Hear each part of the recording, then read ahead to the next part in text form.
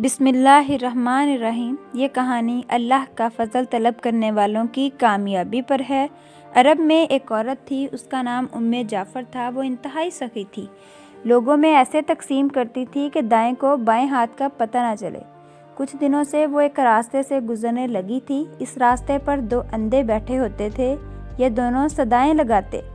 ایک کی صدا ہوتی، یا الہی مجھے اپنے فضل و کرم سے روزی عطا کر، تو دوسرا اندھا کہتا، یا رب مجھے جعفر کا بچا ہوا عطا کر۔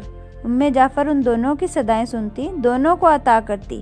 جو شخص اللہ کا فضل طلب کر رہا ہوتا تھا وہ اسے 2 درہم دے دیتی، جبکہ جعفر کے فضل کے طلبگار کو ایک بھنی ہوئی مرغی عطا کرتی۔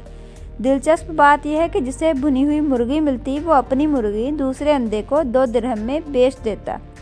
یہ کئی دنوں تک سلسلہ چلتا رہا۔ ایک دن جعفر اس اندھے کے پاس آئی جو جعفر کے فضل کا طلبگار تھا اور اس سے سوال کیا کرتا تھا۔